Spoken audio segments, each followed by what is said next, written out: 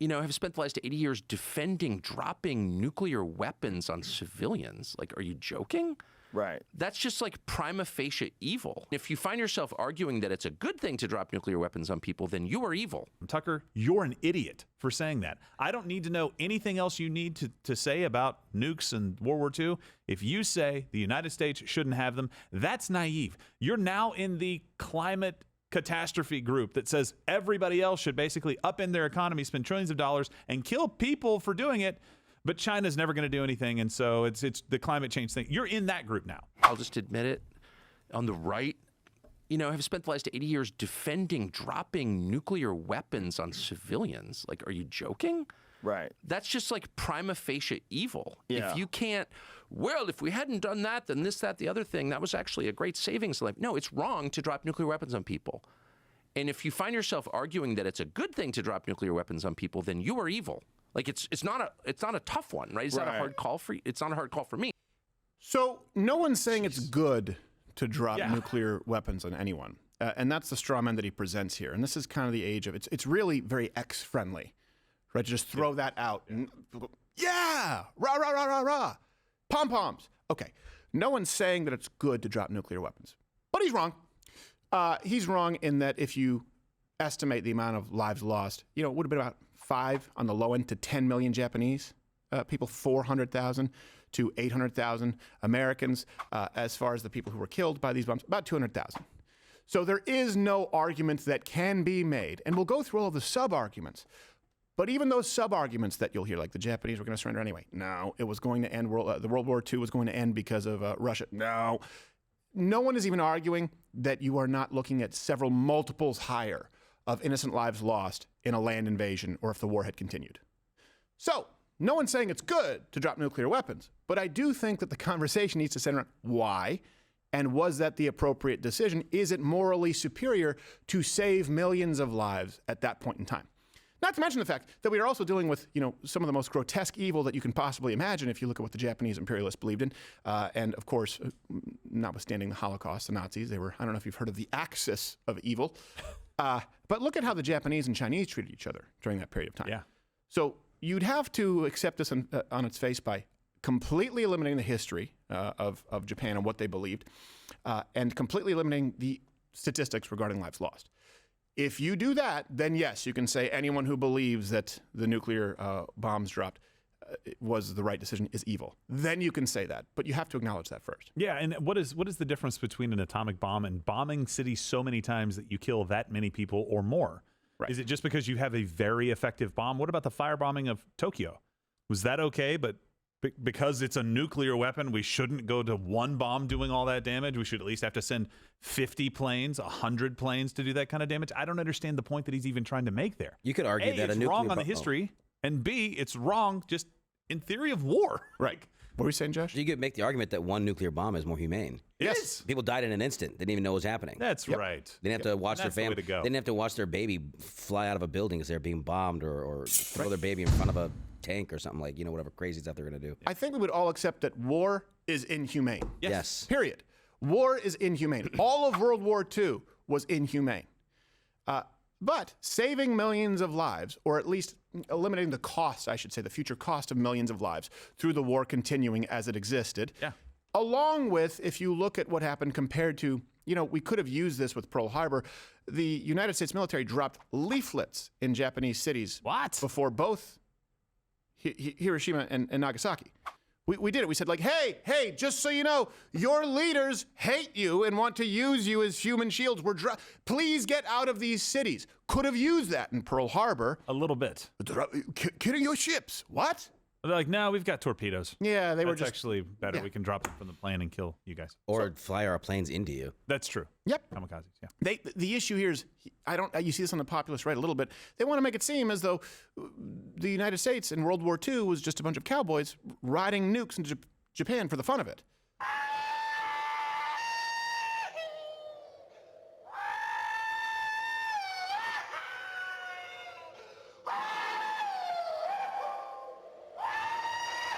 Okay, there's one guy. I mean, but to be fair, he's gone now. He's gone now. Obviously, we dealt with it. Yeah, we did. So let's go through some of these claims here. I think this is an interesting history lesson. A claim that you'll often hear.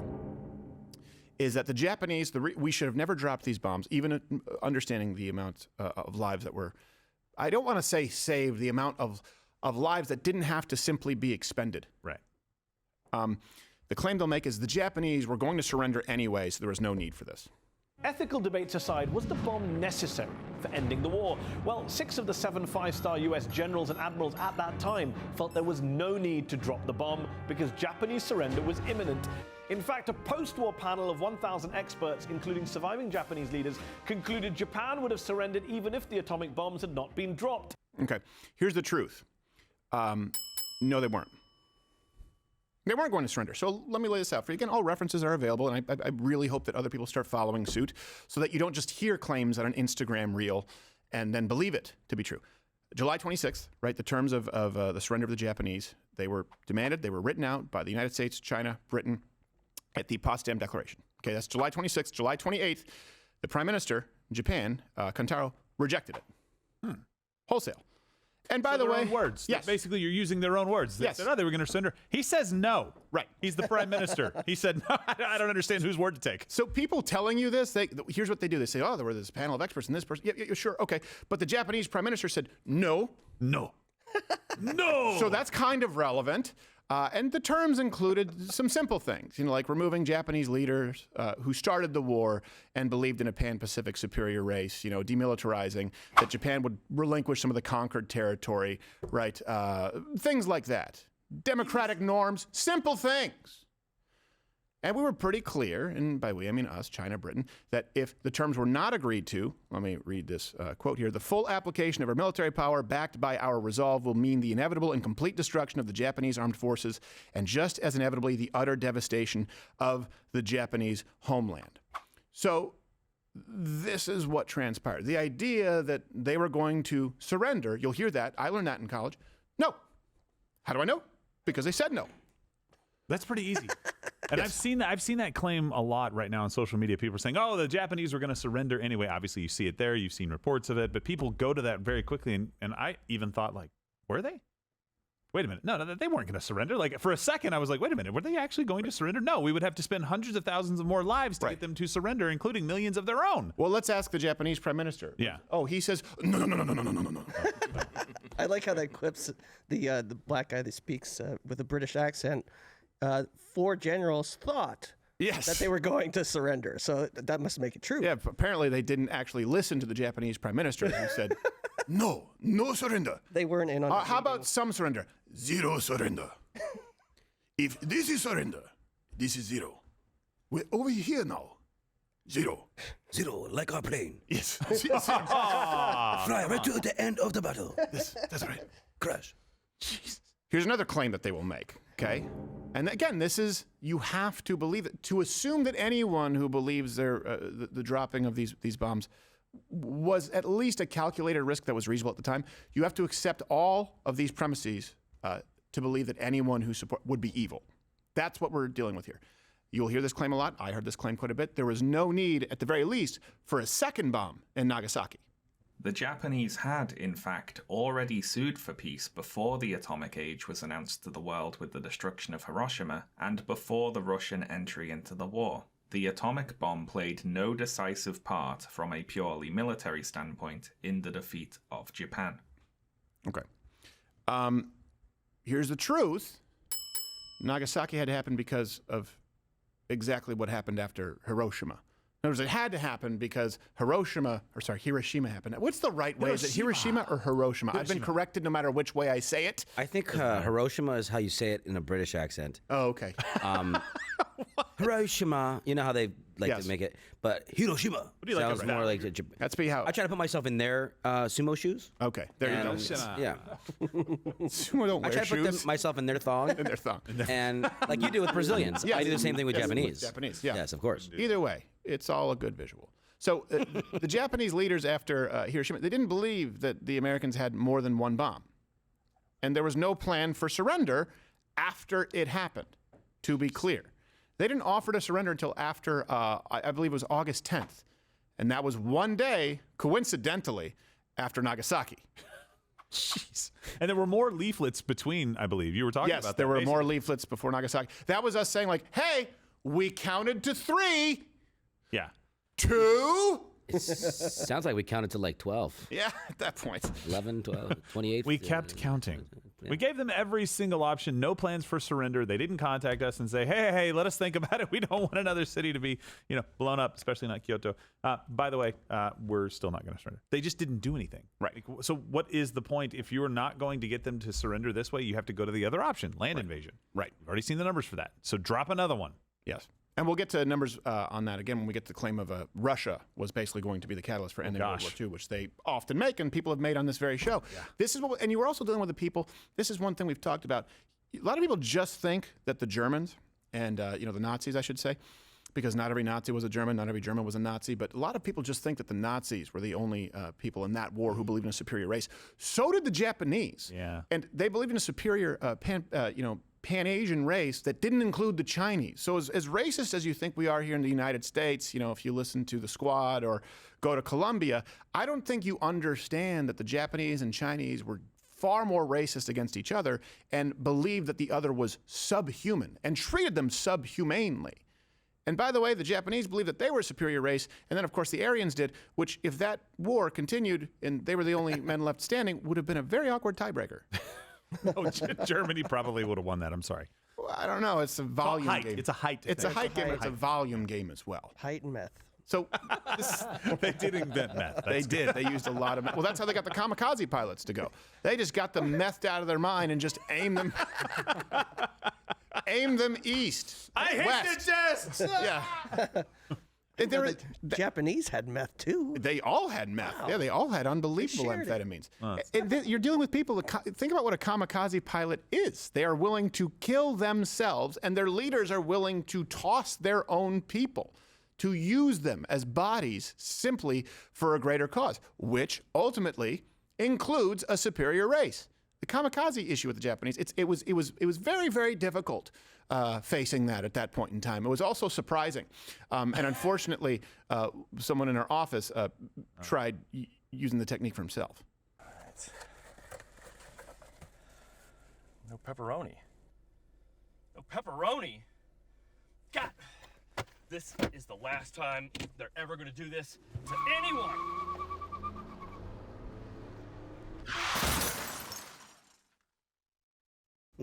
It just doesn't work in the modern world.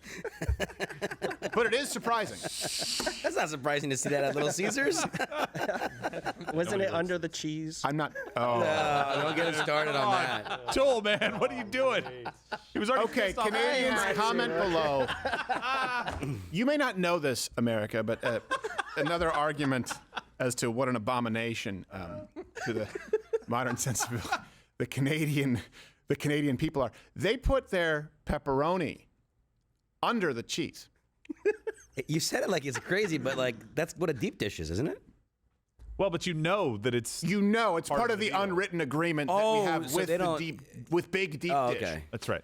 With Canada, they just put the pepperoni under the cheese. And I was actually on a film set one time. There was this AD who was liberal. He was a nice guy, and he was talking to me, and he was eating. And as he was talking to me, he said, "Well, I've been a vegetarian for 19 years. I guess that's over."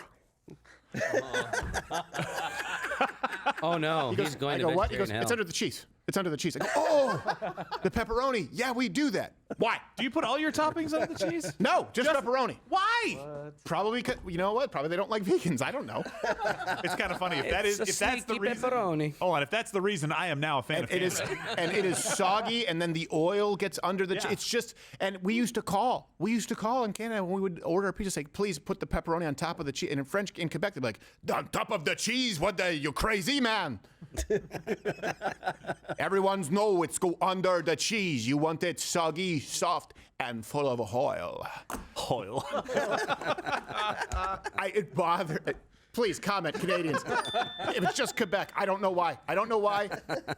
But we need to drop atomic bombs. No. It's Canada. It's a wacky place. If it's a troll on vegetarians, then we need to embrace it. They didn't think that far ahead. I don't think so. I don't think Canadians think that far ahead at all. Just look at their military, and we appreciate all of you. A very small amount. Especially those beaches you got to walk ashore on. Oh, my God. Normandy. We'll go back to that another day. It's tough. All right. Here's another claim that you will hear regarding the A-bombs being dropped.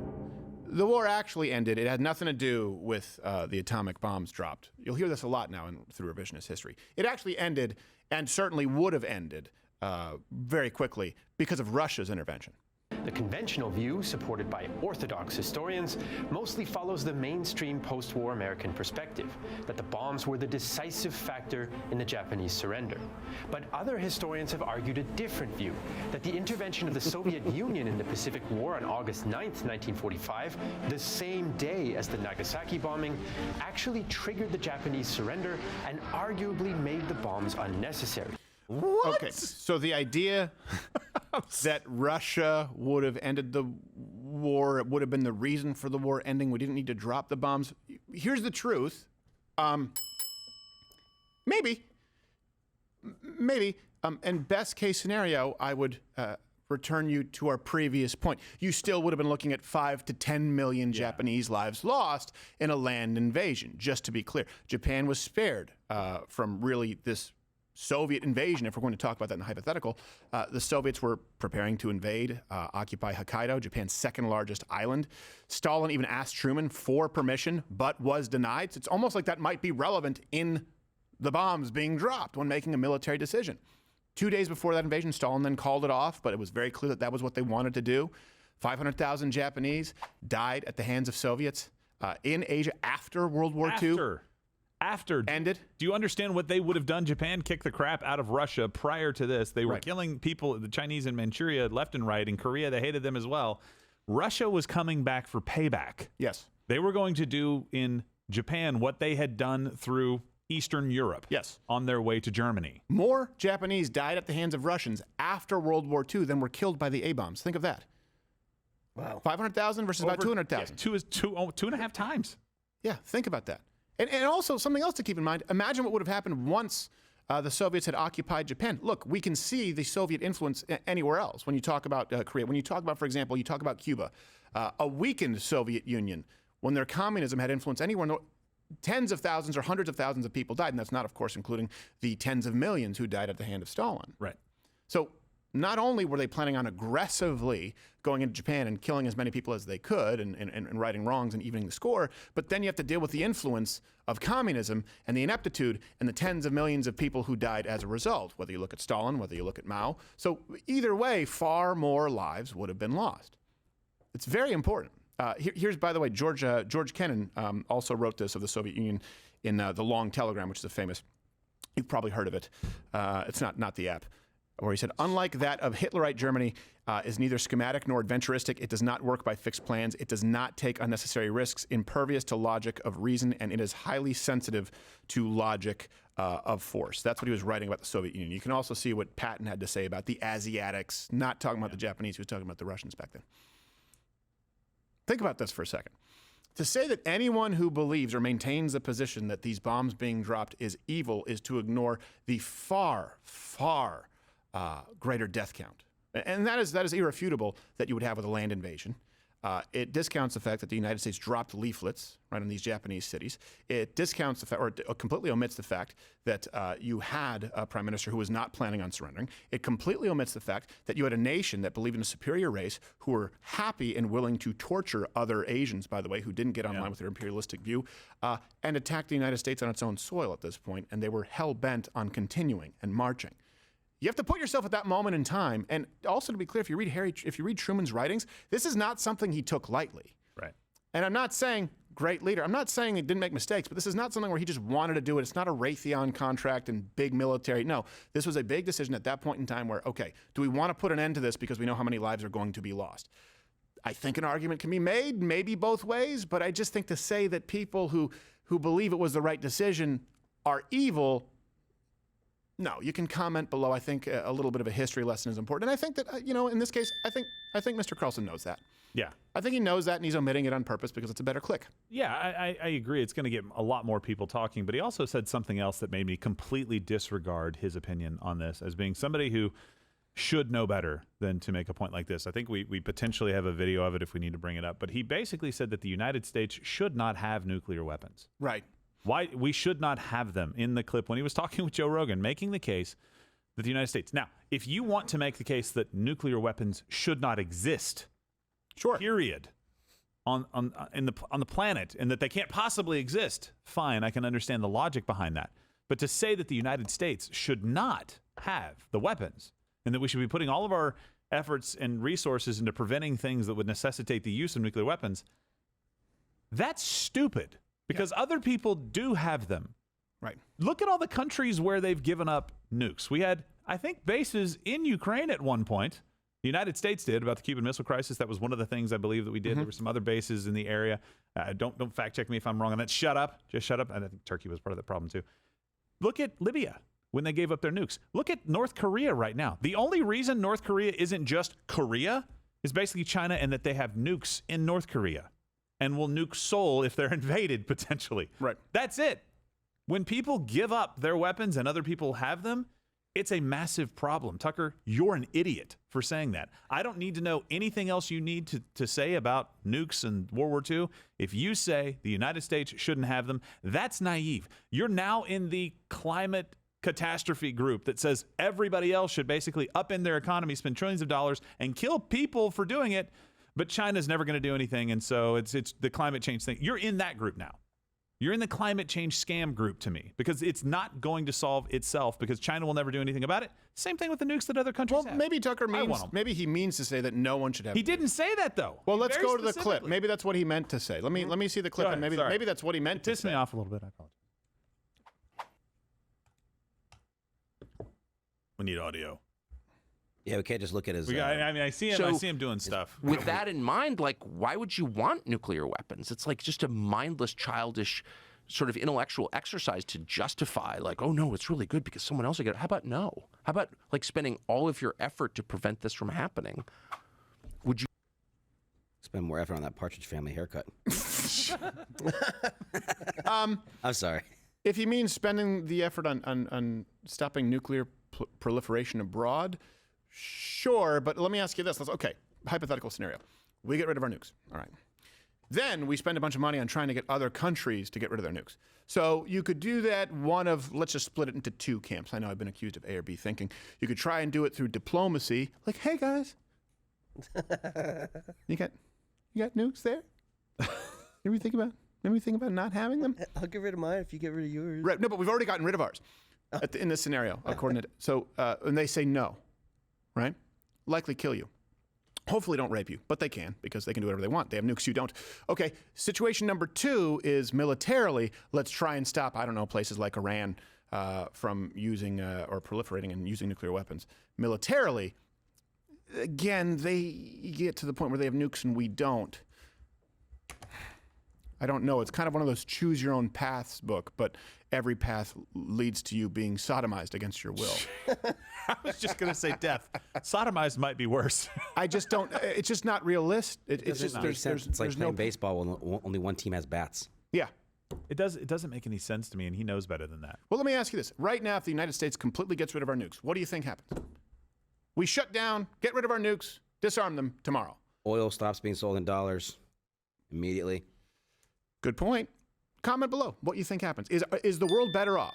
Is the world better off for the United States disarming their nuclear weapons tomorrow? I'm curious. Maybe I have a blind spot here. I think that dropping nuclear weapons, I think it was, of course, a tragedy. A lot of life was lost. I think that given the circumstances, given the history, it made sense at the time, and it certainly was a net savings as far as innocent lives lost.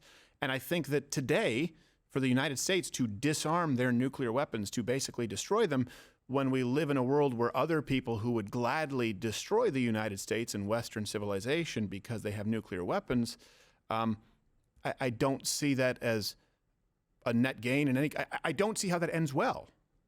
As a matter of fact, I can't imagine a scenario where it ends in anything other than innocent lives lost and you no longer living in the United States of America. That's the only conclusion that I can see. Comment below. I could be wrong. I could have a blind spot. But this is one of those things where this is the idea of algorithms and click and a brain that's not even real, putting something in front of you and you go, yeah, that makes sense. Well, let's just think it through. Let's go one click deeper and think it through. I think it's important. And we make all the references available at loudearthcrowder.com. Yeah. I know a scenario where it makes sense to get rid of all the nukes. Globalism. Everyone under one flag. Why do you need nukes? Yep. Oh, how convenient. I mean, I don't see how you can't. You would basically have to apply it to I don't think anyone should have a gun. I think you should focus on making sure that nobody else has guns. It's the same argument being used at that point. Okay, but again, if I don't have a gun and someone has a gun who has openly said they want to harm me, I really only have two ways to approach them and attempt to disarm them: through talking it out, in which case I likely get sodomized against my will, or through some kind of, well, in his case, armed conflict, and me unarmed conflict, in which case it likely ends with me being sodomized against my will. Who are you fighting that does sodomy as the punishment? Well, it's old sodomy Stephen. What a hole. It sounds like you know him. Yeah. It's like, if I lose the war, kill me and be done with it. No, sir. We're going to take our time. Oh, we got things to do. We clearly had a plan. You've earned this. They'll get there. Yeah. I don't. First. I don't. It's one of those things where if I see people even echoing, I go, I just. Maybe I have a blind spot, and I'm more than happy to entertain it. Watch Louder with Crowder live Monday through Thursday, 10 a.m. Eastern.